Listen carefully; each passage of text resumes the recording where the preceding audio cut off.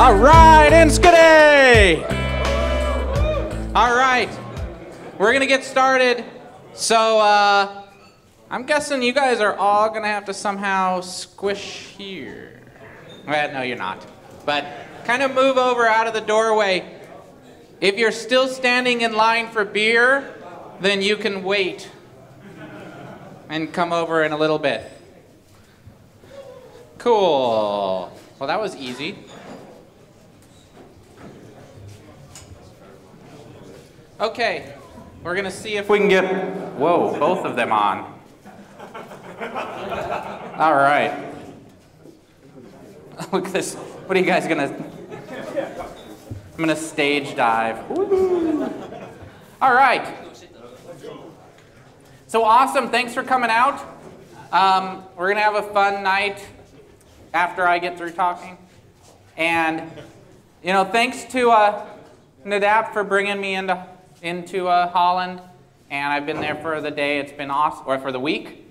It's been awesome, and yeah. So tonight's going to be a lot of fun. I'm going to give a little bit of a talk, just something that I've been thinking about lately that I wanted to sort of share with you guys.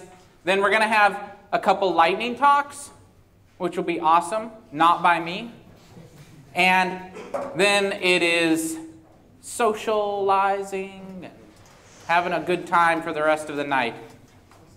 Not socializing? I'll come over and socialize over there. All right. Cool. So, all right. Have a good time so far? In the 5 minutes since you arrived? Cool. Well, so I wanted to talk about something real quick before we get on to the real part of the night. And it all kind of stems from this kind of basic thing, which is that if I actually plugged the dongle in, dongle's actually not a dirty word. There we go. So it all boils down to this, and I'm tired. It's not just because I'm jet lagged, since I'm from Chicago and it's about 6 hours behind, and I didn't get to sleep till 2 last night. But what I'm really tired about is both for those of you who are working at businesses, or you're still students working on projects, or working maybe freelancing, is that what I'm really tired of, that I've seen a lot over the past years, is that we end up failing the clients, the people who pay us. As software developers, we end up getting paid a shitload of money. I mean, it's a really well-paid profession. And we so often just fail miserably for what people are trying to get us to do. We fail our clients. We fail the businesses that pay us, the businesses that hire us. And specifically when we're sort of freelancing, somebody comes to you, they have no idea what it takes to build software. They have no idea what it takes to actually deliver a program for them. Most of us don't either, but that's a whole different talk. And the thing is as I've gone around and I've talked to a lot of people who are doing startups, people who are sort of trying to ride the IT bubble, that is trying to, start their startups, but they aren't technical savvy. So I do a lot of advising with them, helping them figure it out. And I'm constantly hearing stories like this, that they go to a shop, they go to a place that's developing software for them, and they tell them, oh yeah, it'll take 9 weeks. And then for 6 weeks, they don't hear anything. And then on like week 8, they call and they say, oh, it's going to be late. Sorry about that. We estimated poorly. Or this one, a really good friend of mine now, who spent a year and basically all their money. They had saved up a ton of money. And this was their big thing. They were going to start a business. They needed some software built. And they ended up not getting anything close to what they wanted. And the big thing was this last line that they told me. They were like, I feel so stupid. And it's like, no, these people, they don't know anything about what it is that we do. And so it's our responsibility to really step up and do stuff that's good for them. Help them understand, deliver to them.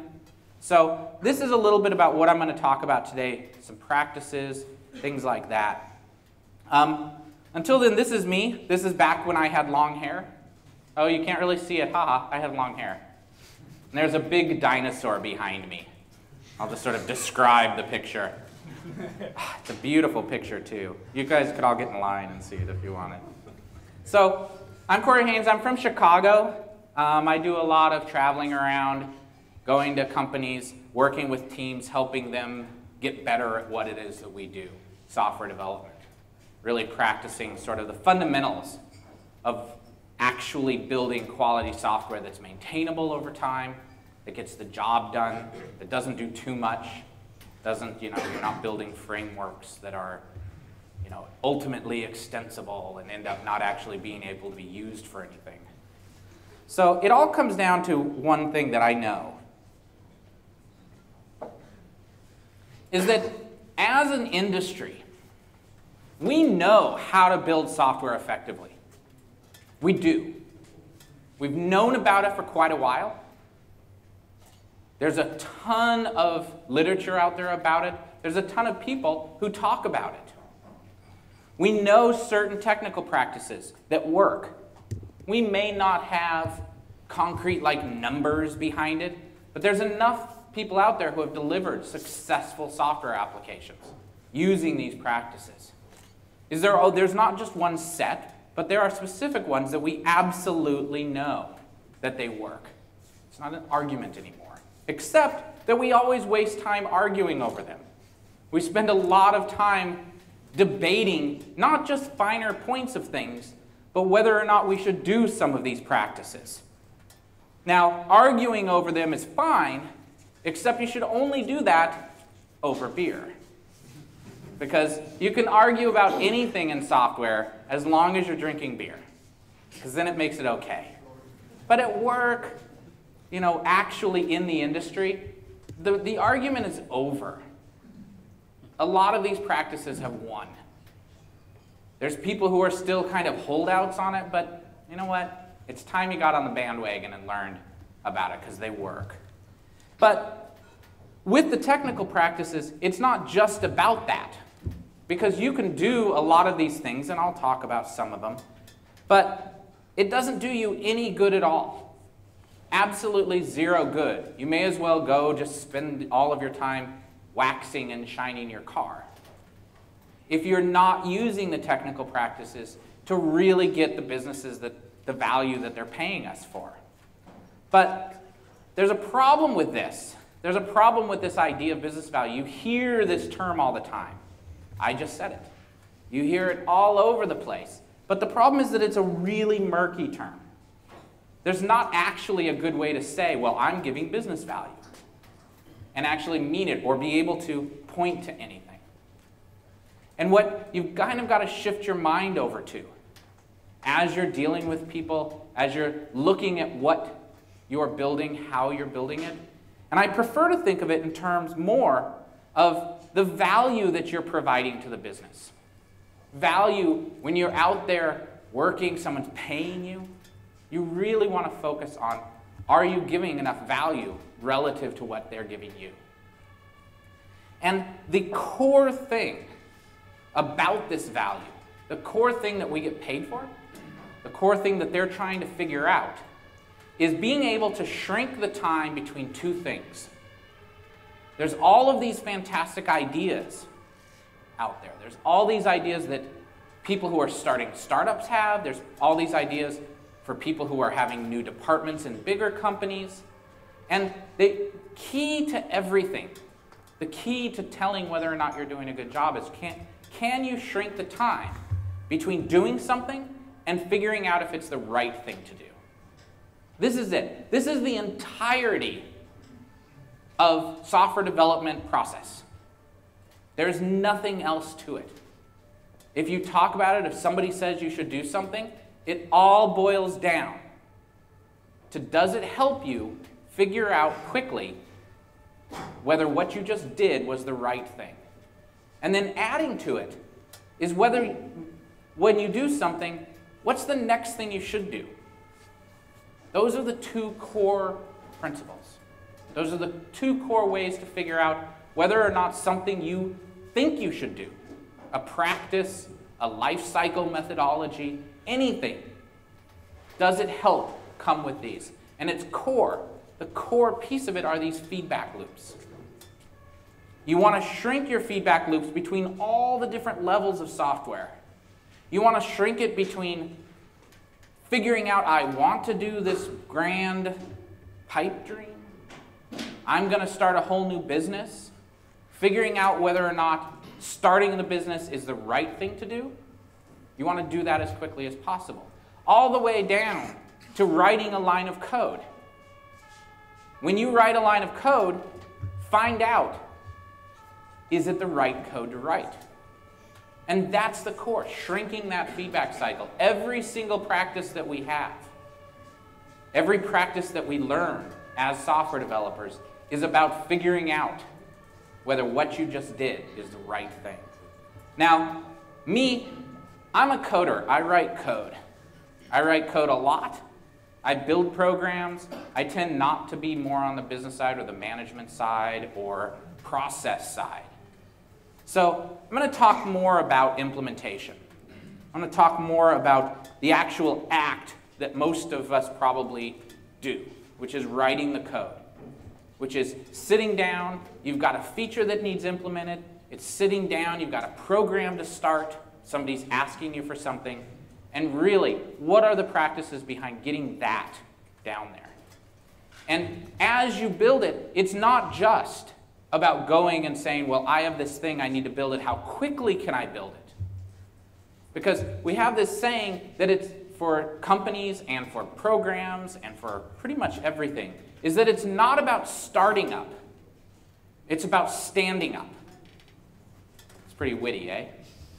You can go, wow, that's great. But it really is the fact that the majority of the code you write is going to be maintained. You're going to write it once, and then there's a whole slew of people who are going to come and work with that code. They're going to have to change it. They're going to have to add features to it.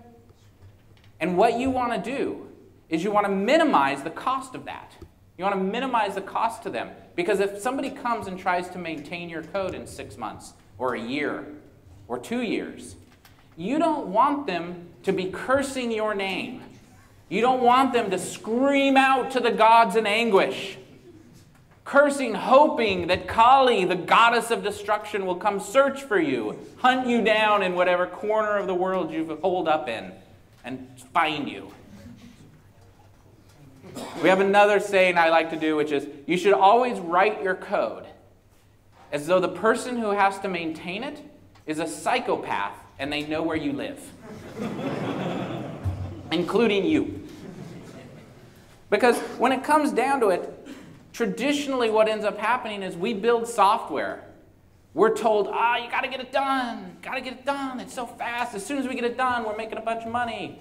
And so you rush and rush and rush. And then over time, people keep coming back asking you, we got to have this new feature. It's going to make us a bunch of money. And what happens is it starts looking like this. You know, I did this amazing study. What? I did this amazing study. I also drew this graph of, look at that. Look at that. How long a time it takes to add a feature versus the lifetime of an application. That's a horrible curve. Wow, wouldn't it be nicer if I had drawn this graph? That's a much nicer curve. Now, admittedly, I made all these numbers up.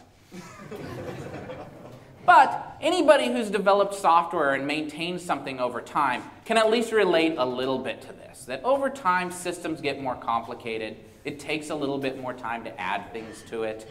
You come back to the code. You can't figure out what it's doing. You wish you had a time machine so that you could go 6 months in the past and slap yourself. Why did you write it that way? But we know, for the most part, how to write software like this. We know how to write maintainable software. We know how to build software that can be changed fairly easily. It's not going to be free. I mean, look at this. Look at what the numbers tell us. It's still, I mean, there's a little dip here. It actually gets cheaper. But I think that's just me. And so, but it's not about building code that's like infinitely flexible. Anybody use Spring? No? Spring, the Java framework? Wow. Oh, the Java guys aren't here. So, anybody use Rails? The key, though, to adding these features is not to build something that is so highly flexible or can be extended with XML or, it's like, say, YAML for the Ruby people. But it's not really, because there's this constant battle between YAGNI, which is you ain't going to need it. If you're going to build something, you want to make sure that it was the right thing to build. You don't want to build things that you don't need. But you want to be able to change it. And it's this really important distinction, is that you want to build your code so that it's useful and fit for the purpose, but you don't want to build it so that it's so extensible. You just want to make it so that when you have to change it, you can go in and do it. Again, you want to minimize the cost of change. You want to make it, it might still take a week, it might still take six. Take a drink first. It might still take 6 months. But you want to make it so that it's as small as possible. So some of the techniques that we talk about to do this, one of the most important, the one foundational technique, is evolutionary and emergent design. It's really about what we tend to have and what we tend to do, which is when we start a system, when you build the first feature, this is what your system looks like. It's beautiful. It's got corners.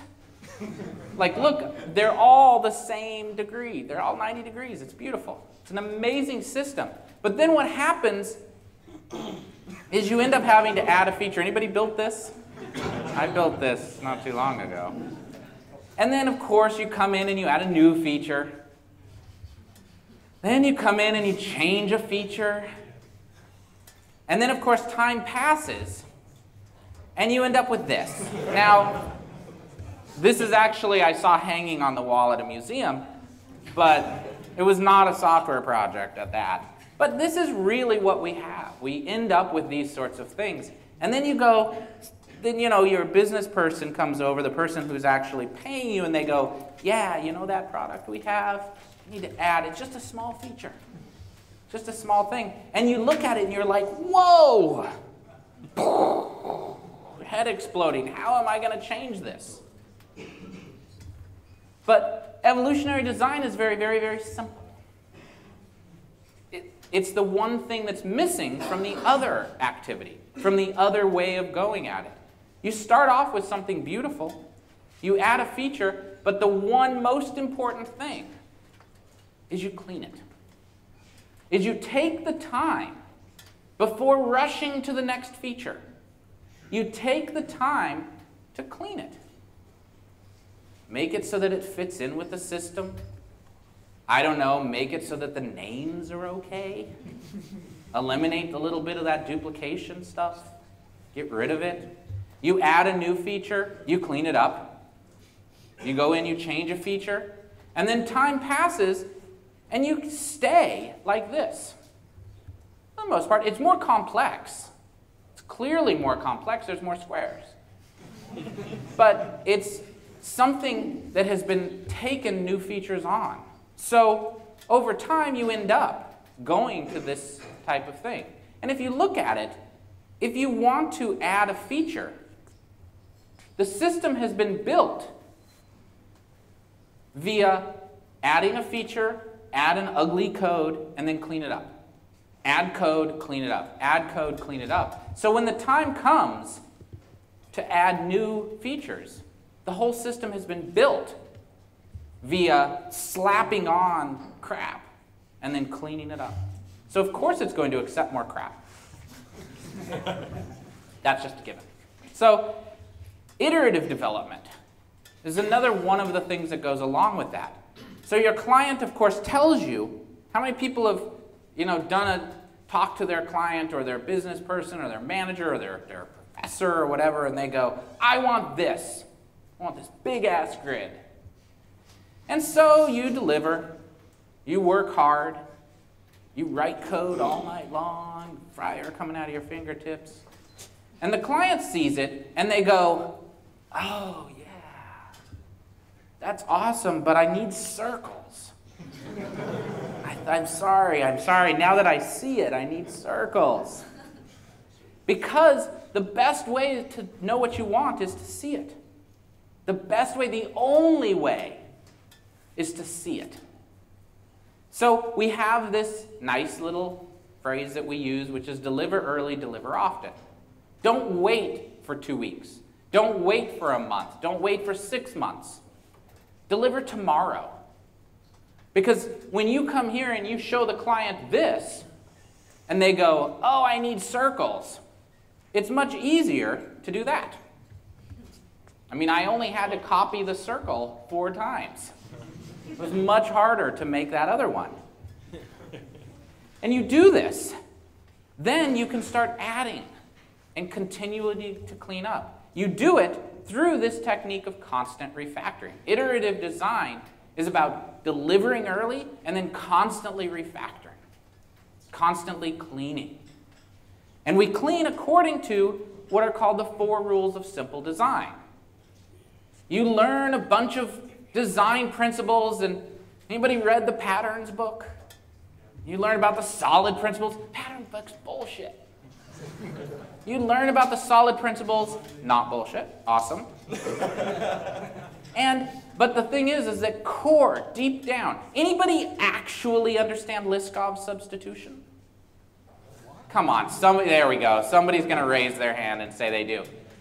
So the solid principles are fantastic. Does anybody really understand single responsibility? If I told you it had nothing to do with responsibility, but about change? So the thing is they're complex. They're complicated to understand. But there's really everything that we do, all of the design principles that we use come from these 4 basic principles. These 4 laws. Or rules, I'm sorry. Now I feel stupid. So you want to strive for simple design. The 4 rules of simple design were put together by Kent Beck back in the late 90s. He put together a bunch of the learnings that he and the other gods of software development were doing, and wrote them down on 2 tablets, carried them down from the... wait, that's a different story. I'll say this actually happened, but we'll leave that to another talk. 4 rules of simple design. So basically, whenever you're refactoring, whenever you're cleaning things up, whenever you're writing your code, these are the 4 things you want to pay attention to. Because in order to change things, in order to change your code, this is what you need to abide by. Number 1, you've got to have your tests pass. Because if you do not have tests, if you can't verify that your system works, I don't care how beautiful your design is. It could just be the most glorious thing that when you turn on your computer, it shines like the heavens. But if you can't prove to me that it works, it's worthless. Now, in a modern environment, in modern software development, we kind of assume that the majority of these are automated. It's sort of a given that you have a full suite of automated tests for your system, for any modern system, especially if you're starting one new. Because if it takes you 2 weeks or a day to verify your system works, you're at a significant disadvantage to somebody who it takes a minute or a second. If I can run and verify my system works in 10 seconds and it takes you a day, you're in a significant disadvantage when it comes to changing your system. The second rule is about reveals intent, good names. You want to make sure that when you go back to your system to change it, that you can actually find where to change it. The thing I like to say is that we've all run into that method that's called process transaction. and you look at it, and it neither processes nor has anything to do with transactions. And it's just like, what? Why would you name it that? And then you do a git blame, and you find out who named it that, and you're like, oh, great name. Best name ever. So this is really that, just making sure that from the variable level to the method level, class level, package level, system level, everything is named appropriately. With the tools that we have these days, it's nothing to keep names updated. You know, I work in pretty much my entire time is spent in Unix. So changing names is very easy. I just go to the command line, I type set, and I go find what it is. If you're in Java, you're in Eclipse or NetBeans or IntelliJ or whatever the IDs are now, it's Eclipse. They're fantastic. Naming, if you're in Visual Studio and you have ReSharper, because you should have ReSharper if you're in Visual Studio. It's awesome to rename things, so very good to focus on that. The third one is no duplication, or as they say in the pragmatic programmer, the dry principle, don't repeat yourself. Has everyone heard about that? It's sort of like everybody loves to say, don't repeat yourself. But when we talk about it, when we talk about duplication, we have a tendency to want to talk about code duplication. We're like, oh, look, I wrote the same code twice. I'm going to extract it out to a method. Some people have a 3-strike rule. It's like, well, 2's not enough because I don't know how it's going to look. So once I get 3 strikes, write it 3 times, I extract it out to the method because I know what it looks like now. But the duplication and the dry method is not about code duplication. It doesn't really have that much to do with it. What it really is about knowledge duplication. It's about making sure that every piece of knowledge in your system has one and only one representation. And what this really does is because the reason you want this is because it tends not to be code that changes in a system. Your client or your manager doesn't come over and go, I need you to change that loop.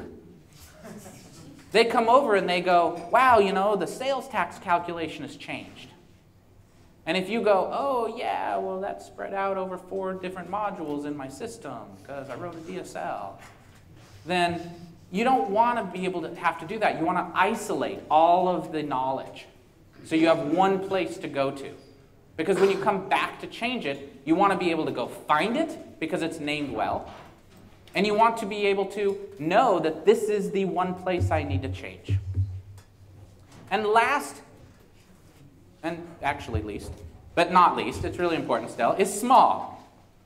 Once you've satisfied these other rules, go in and look, are there classes that can be combined? Are there methods that could be collapsed? Are there, God help us, commented out code that you have there because, oh, I might need it someday? Delete all of these things. Collapse code. If you find things that are very similar, see if you can bring them together. You know, create a new class and have the other things delegated to it. And then, by doing this and constantly cleaning and constantly refactoring, now, when you're back at these circles and they're asking for all of these changes, you can keep going. You can keep going quickly, and you can eventually get to what they need exactly. Because you're delivering early, you're delivering often, you're able to change the system. And what that allows you to do is really facilitate your client, facilitate your business in knowing whether or not the things that they do are the right things. You can minimize it, you can make it short, and help them out. And then here's another slide. So there's another question, which is, how often should you deliver? You know, when we say deliver early and we say deliver often, and it's easy to say not week or not monthly or not every 6 months, but you really should, at every level, deliver as often as possible. For things that you can, deliver daily. If possible, deliver continuously. have a staging server. Or better yet, can you sit next to your business person and as you make small changes, talk to them? Especially for complex things. Does it make sense to deliver weekly? It's all sort of at those different levels.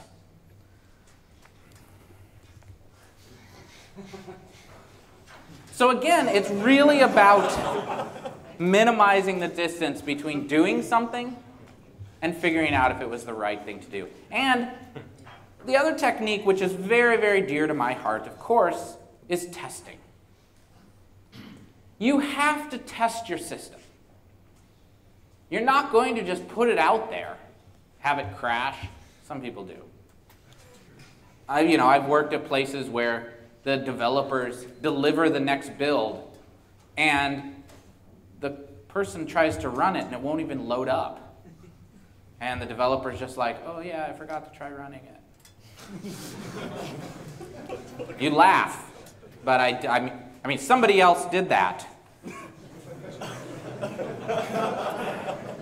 So you really want to do this testing. And of course, you want to make your tests run as quickly as possible. You want to be able to verify at all levels. You want to be able to prove that it works like it did yesterday.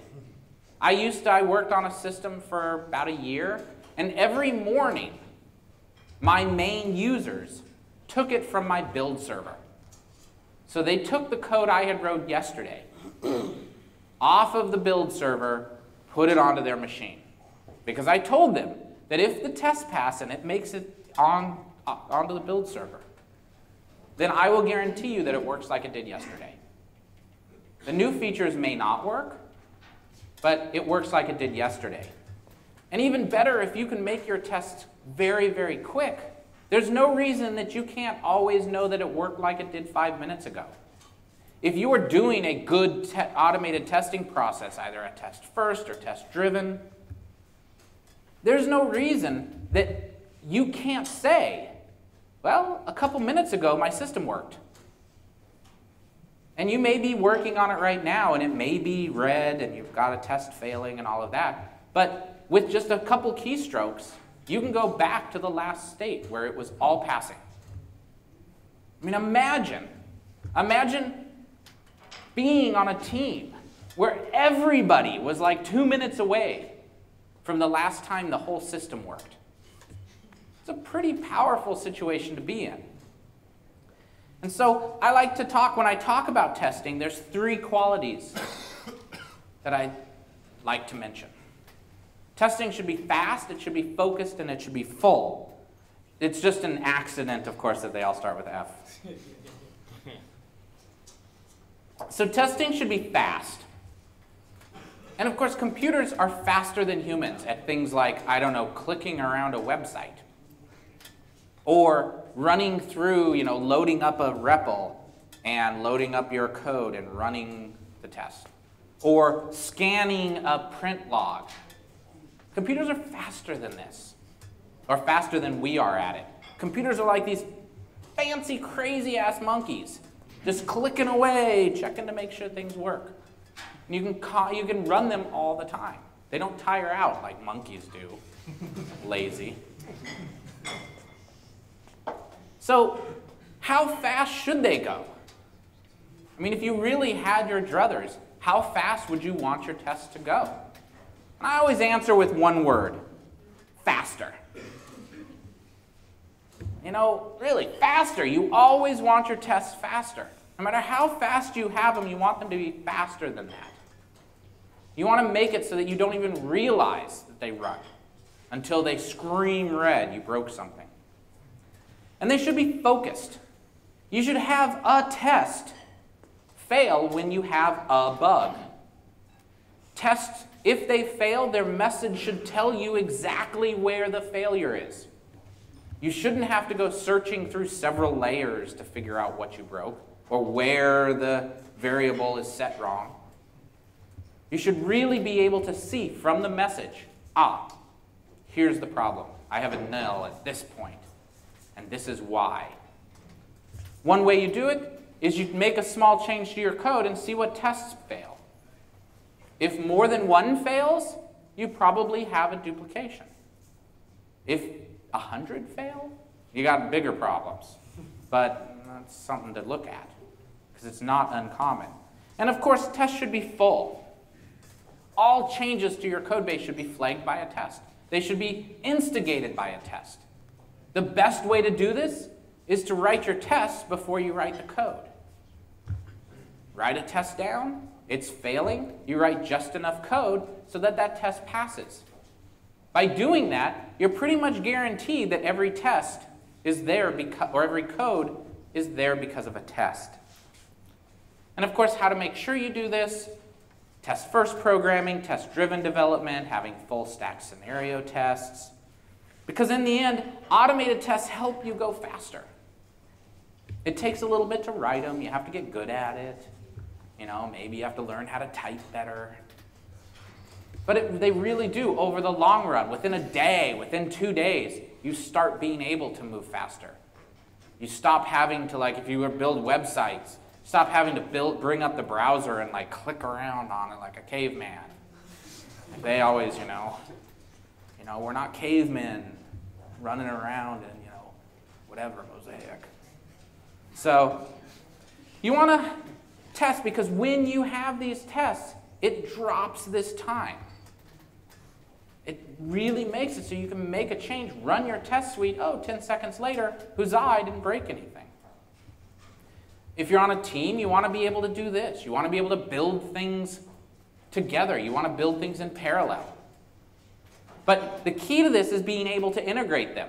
Don't mistake a build server for an integration server. You want to be having, as soon as you make some change, you want it integrated with the rest of the system and see whether or not it could cleanly integrate. As you're building these things, don't wait until you're done with your feature to push it up and see if it builds. You want to be constantly pushing it up there, seeing what the integration failures are and whether those are going to come back and bite you. You want to be able to tell as soon as possible, am I breaking somebody else's test? Don't fall into that trap where you go, well, that's not my code that failed. You should put it up there and really look, am I breaking that? I don't know if I'm breaking that, but something broke. It's well worth looking at to see. Now, of course, there's plenty of other practices, and I could go on for hours and hours and hours about them, and sometimes I do, but not tonight. So what I kind of want to end it with is really talking about this, that how do you do it? You minimize the feedback level or feedback loops at all levels. This is how you develop software. This is how you develop effective software. We know this is the way you do it. These practices that I've talked about, they contribute to this. We know they do. They're proven. They provide these values. They provide the value of dropping that feedback cycle. And so when you talk about this, when you think about these practices, or you see a new practice, or you're like, I'm not going to do testing because testing's chumps. It's not about testing. It's about, if you're not going to do that, if I can prove my system works in 10 seconds and it takes you an hour, I'm a better software developer than you. Just flat out. Because it allows me to move more quickly, more safely, and put more features in and change the features for the people that we do it for. And so when you talk about it, don't talk about these practices, talk about the value. If you have a different practice that provides the same value, rock on. You kick ass. But if you come down and somebody says, hey, look, this practice does this, and you choose not to do it, you say, no way, screw you, I'm not going to pair program. Then you've got to replace it with something that gives you the same value. You can't just turn your back on something that somebody is, here's this, continuous delivery, rocks. Delivering early, iterative development. These things all provide this value, and you go, no way, I'm going to take 6 months. Which, unfortunately, I run into companies that do. But if you're not going to do these, you've got to replace them with a technique or a practice that gives you at least the same value. The value that they provide about providing quick feedback. So, to recap, automated testing gives you verification. Test first, when you're just writing your test for it, helps you think out your ideas. This is how it provides that value. Focuses on how you interact with the system. When you move from a test first mode to a test driven mode, you start getting a focus on decoupling, on cleanliness. Michael Feathers talks about the synergy between testability, the fact that you are building your system so you can test it, with good design. And of course, test driven has this merciless refactoring in it. Pair programming gives you constant feedback on names, for example. You can type something in and your pair goes, really? And you're like, oh, okay, I was just joking. You get extra eyes to notice duplication. You get sharing. You know, somebody can watch and go, what the hell is that? And you're like, oh yeah, I just hit J2KIN. And they're like, what? And you're like, yeah, it's a text speech shortcut. Continuous integration, you get feedback on your work very rapidly. Are you breaking other people's stuff? It provides this gatekeeper for whether or not you can make it back into your master branch.